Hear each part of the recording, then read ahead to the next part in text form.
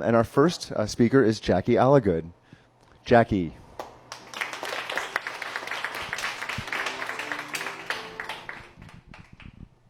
Thank you, Jackie. I'm just going to say a couple things because we do have some biographical detail that Robin asked of the speakers, and I thought that that was particularly interesting. So it says here that your first job was cleaning toilets. I have had that job before. And then you have a brown belt in Taekwondo, something that I can't relate to. Yeah, exactly. That's right. I'm wearing a brown jacket. And the one thing being a New Jerseyan, and I don't know if you can see, I'm wearing a Defend Jersey pin because I really feel strongly about defending our great state. Is that when you were abroad, you got questions about the MTV show Jersey Shore, and asking if that was how New Jersey really is. And did you answer yes? It is. It's just like that. It is. It's just like that for people from Staten Island, but not for the rest of us. Thank you so much for being here, and and the mic is yours. Thank you. I was 27 years old, and I was getting married. I was so excited. And my dad was terminally ill with brain cancer. We decided to go ahead with the wedding with his blessing, and we planned, just like any other couple would plan. The girls had these dark green dresses with these big, ugly, puffy sleeves. It was the 80s. And we found a venue, perfect venue. It had a little room where we could get married, and right across from it was the room where we could have our party. And it was the perfect size for the amount of people that we were going to have coming. We couldn't wait. We wanted to get married in autumn, right around this time of year. I love when the leaves are changing, and we thought it would be perfect. But there was one little glitch. The venue wasn't available. So they said, you can do it in early spring. So I thought, okay, March, could still wear green, St. Patrick's Day. It's okay. And we kept planning and kept preparing. Well, that March, my dad didn't walk me down the aisle.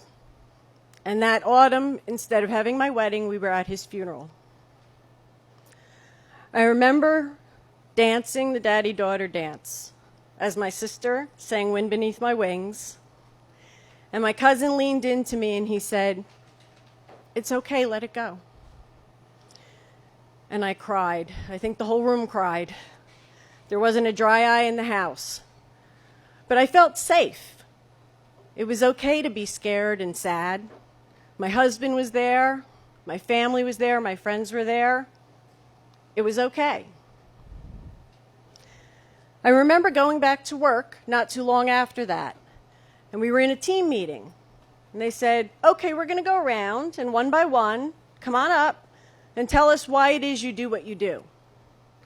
So it was my turn, and when you're trying to think of what you're going to say, and you can feel your heart going, and you're getting nervous. So I stand up, and I start to talk about my dad. And I said, I can never cure cancer, I can never be a scientist, but I can help those who do. And as I'm talking, I could feel the heat in my face and the tears. And I thought, oh shit. I'm crying at work. What am I doing? This is not okay. And even though my colleagues were lovable and kind, it didn't feel right. I was a little worried. I did not feel safe like I did on my wedding day. But I thought, you know what? It's going to be okay. What I didn't think, though, that day, what I didn't know, was that I would be talking about cancer for many years. And I would actually hear that word in my own diagnoses 4 times in the next 10 years. I was 37, and I was pregnant. And anyone who knows me knows how much I love children. I was so excited. I was in work, and I was walking down the hall, and nobody knew yet, because you can't tell people too early. So it was my secret. And I was so happy. I was beaming. And my cell phone rang. Oh, hi, Dr. M. Oh, it's melanoma? Okay. Hang up. Now, this didn't really scare me because he said it was early and that we had to do a bigger excision. It was on my thigh. And I said, okay, that's fine. And I wasn't new to this. I had had a colorectal examination and I had some cancerous polyps several years before. Again, it was early. I was lucky. I was okay. I was going to be fine. So he proceeded to tell me, well, we can't do anything right now because you're pregnant, and we have to wait till your second trimester. And then we're going to take more off. And by the way, you can't have any Novocaine. And I said, what? I said, no Novocaine? He goes, we'll give you a little topical numbing. Doesn't work that well. So 20 stitches later, and I don't think my husband still has the correct use of his right hand, I came out and I was okay. Fast forward, and 13 years ago this September, I had a beautiful baby girl. She's standing right back there, Lauren. And life was perfect. I had a loving husband. I had a beautiful daughter. I had a career I adored. I had friends. I had family. I was blessed beyond blessed. And I was at home, and the phone rang. Oh, hi, Dr. R. You want me to come in, and you want me to bring my husband. Okay. This didn't feel right. When the doctor himself calls, sometimes you might be your friend, but he wasn't my friend. And he wanted to see me and my husband. Now, I wasn't completely surprised because earlier I had had an irregular pap smear. So something was telling me things had gone awry. What I didn't expect to hear was when I sat in his office, he looked at me and he said, I don't have this conversation very often. You don't have a typical cervical cancer. You have glandular-based adenocarcinoma. And it can go very deep into your organs and it can kill you within a year. So we have to do something. And then he looked at me and he said, do you want to have another baby?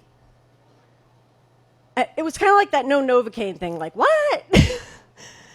And my husband leaned over and he touched my arm and he said, Lauren needs her mom and I need my wife. And my head is spinning. Do you ever have that feeling? You're sitting there and people are talking to you, but you're not really sure what they're saying. And I said, okay, and I'm trying to digest all this. So like any good patient, I wanted a second opinion. So off I go into New York with my slides and all my data. And I sat down to see the doctor. And yes, you have definitively adenocarcinoma. And they said, but you may not need a hysterectomy. That's all I heard. Everything else went out.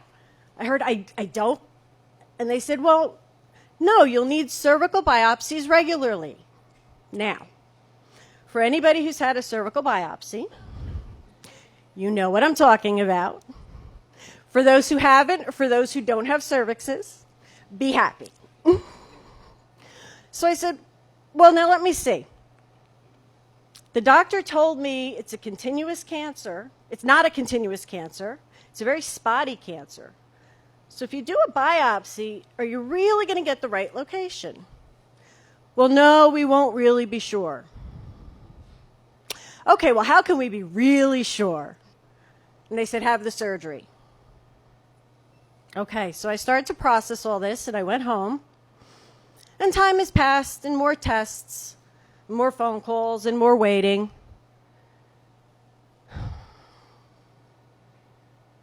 Uh-oh. And I called my husband over, and I said, feel my neck. And he looked at me, and he felt it, and he said, call the doctor. And he goes, please call now. I've had a large lump on my left side, and I thought, okay, this is definitely new. And then the test started again. Fine needle aspirations, blood work, more doctor's visits, specialists. Couldn't determine, was it cancer, was it not? So they said, the size is too big, you have to get it out no matter what you do. I said, okay, I can do this, I'm okay, right? I just keep moving forward. So I went into New York. They said, we're not going to touch you in New Jersey. You have far too much scar tissue in your neck to do this surgery. We need a specialist. But that's the story for the next What's Your Story? So I have another one, Robin. So I go into New York at a teaching hospital. Okay, imagine that, 15 people watching you have surgery. You're butt naked under a tissue paper gown. It's lovely. And the doctor said, don't worry, when you're on the table, we're going to determine if there's cancer in this lump. I said, great. I wake up from surgery. They said, good news. There's no cancer. You're good. We left half your thyroid. You shouldn't need medication. I said, great. Now I could focus on my other surgery that's coming up. So I'm driving to work. Phone rings. Hands free. Oh, hi, Dr. I. Well, now you told me there was no cancer. What are you talking about? And I hang up. Turns out they had to do pathology on the entire thyroid part they took out, and there was cancer. So now they've left me with half a thyroid. I still need meds, and I need to get ultrasounds every 1 year, probably for the rest of my life, which in the big scheme of things isn't so bad. So I remember getting into my office and sitting down, and I got to tell you, I don't know if my computer was on or off. I could not think. I could not focus. I wasn't sure what day it was. So this time I picked up the phone and I called my doctor. And I said, Dr. R, I am not doing well. I am not okay. It's really not good. And he laughed. And it wasn't a mean laugh. It was a loving laugh. And he went, Jackie, you have cancer. He goes, it's okay to not be okay. And I went, oh my God. It's okay to not be okay. Like, it's okay to miss a day. It's okay to not go to the meeting. It's okay to cry every once in a while or hide in my bedroom. He's like, yeah, it's okay. And I had love from my family, my friends, my colleagues. It was all there, but I didn't give myself permission to not be okay. And what I've learned from that is that sometimes we need to let each other know when it's okay to not be okay. I had a colleague come in to a meeting. She said, I'm really sorry, I'm going to have to walk out if my phone rings. And I said, that's all right, no problem. And sure enough, her phone rang. And after the meeting, she came up to me, and she said, I'm really sorry I walked out. I said, really? It's all right.